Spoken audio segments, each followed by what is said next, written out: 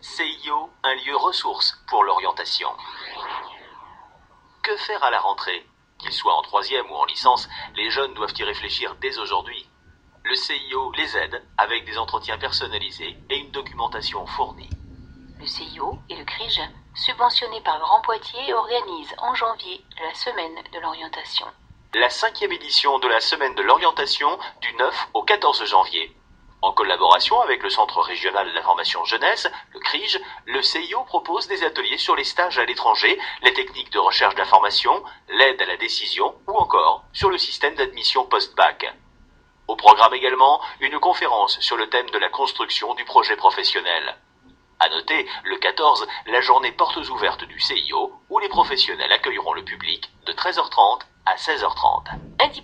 Université de Liège. L'Université de Liège en Belgique offre un master qui vise à former des journalistes professionnels. Les professionnels de l'information doivent allier un niveau élevé de culture générale, un savoir-faire pratique et une conscience de la responsabilité sociale des médias. Université de Strasbourg. Le master en musique et musicologie de l'Université de Strasbourg a pour objectif d'initier et de préparer à la recherche dans le domaine musical et musicologique, en lien avec les autres formes artistiques et les disciplines extra-musicales. Il propose aussi d'asseoir une compétence pratique alliée à une compétence théorique. Université de Lausanne. Grâce au Master Management des entreprises de l'Université de Lausanne en Suisse, vous approfondirez toutes les dimensions du pilotage de l'entreprise.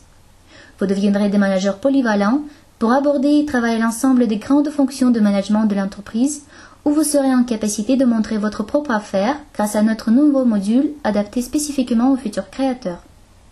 Université de Québec à Montréal.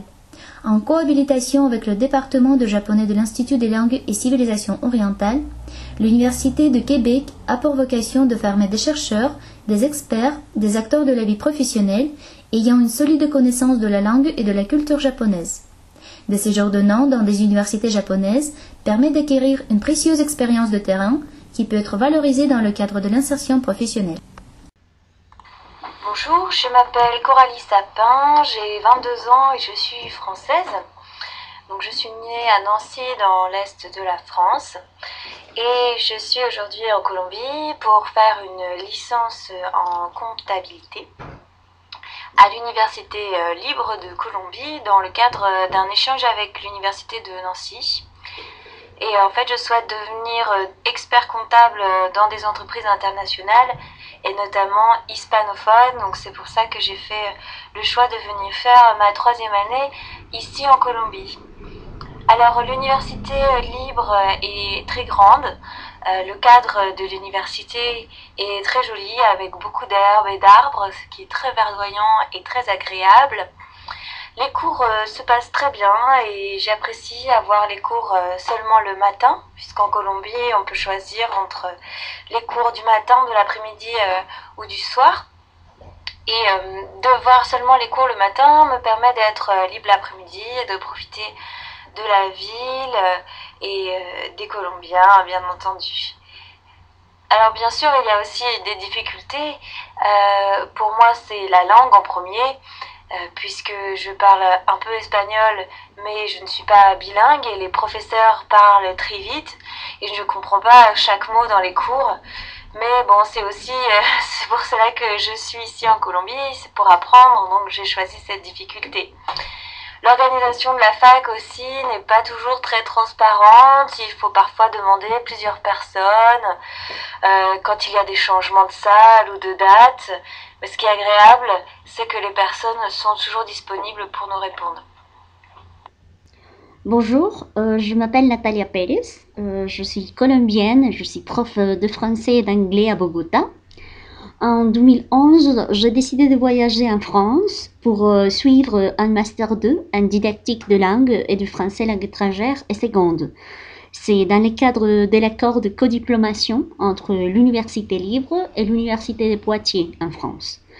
Et donc j'ai choisi de participer parce que je voulais approfondir mes connaissances dans les domaines de la didactique.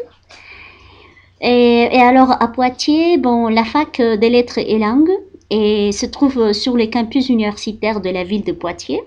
Et moi, j'habitais dans une résidence universitaire à 5 minutes à pied, donc c'était très facile. Je trouve que cette expérience a été vraiment positive. Pendant l'année universitaire du Master 2, j'ai eu la possibilité de vivre un véritable échange culturel parce que je trouvais des camarades de différentes nationalités, des Algériens, des Chinois, il y avait des Coréens, des Russes, des Africains et des Français évidemment. Je crois qu'en plus, la qualité de la formation est évidente chez les enseignants qui ont une expérience professionnelle très vaste.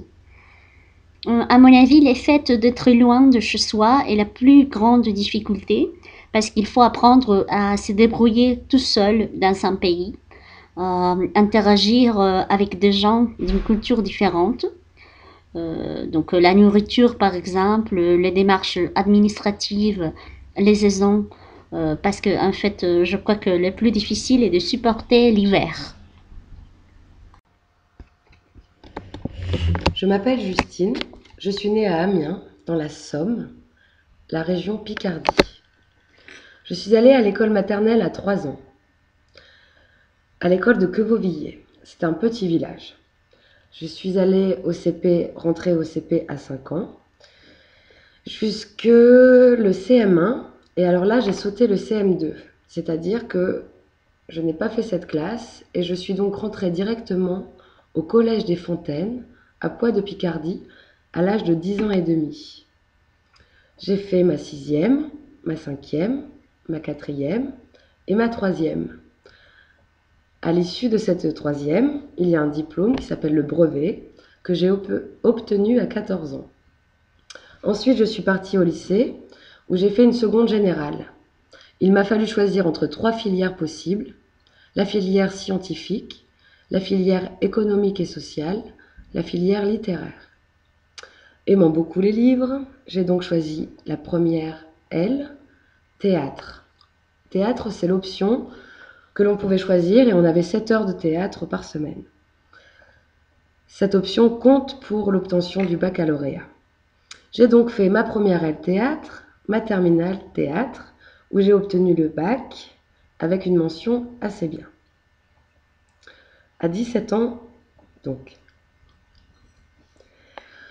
Ensuite, j'ai décidé de rentrer à l'université. Pour rentrer à l'université, il faut donc avoir le baccalauréat et s'inscrire. J'ai donc fait une première année en psychologie. Ce ne fut pas une réussite. Je me suis donc réinscrite l'année d'après pour une première année en art, dans le domaine des sciences humaines. J'ai donc fait une licence 1, une licence 2, une licence 3. C'est la 3e année qu'on peut dire que nous avons fait la licence. Ensuite, j'ai fait mon master 1, en art toujours, mais j'ai obtenu une bourse Erasmus et j'ai pu partir pendant 1 an à l'école des beaux-arts d'Athènes, en Grèce. J'ai obtenu mon master 1 et j'ai pu partir en master 2. Master 2, c'était un master de recherche, c'est-à-dire qu'à la fin, j'avais une soutenance, en plus de mes examens et de mes notes de mes 2 semestres, de mes 4 semestres si on compte le M1. Je devais faire une soutenance avec un mémoire de 100 pages, qui est un travail de recherche sur le sujet que nous avons choisi. Malheureusement, en raison de la conjoncture en France, mon université a fait énormément grève et je n'ai pu faire mon master qu'en 2 ans, que j'ai réussi avec une mention très bien. Après cela, il m'a fallu réfléchir quelque peu et pendant 1 an, j'ai fait des petits travails en vue de rechercher encore un peu plus ce que je voulais faire. Et aujourd'hui, à l'heure d'aujourd'hui, en 2012, je suis en train de réaliser, de terminer mon Master 2 professionnel en français langue étrangère et j'ai 25 ans.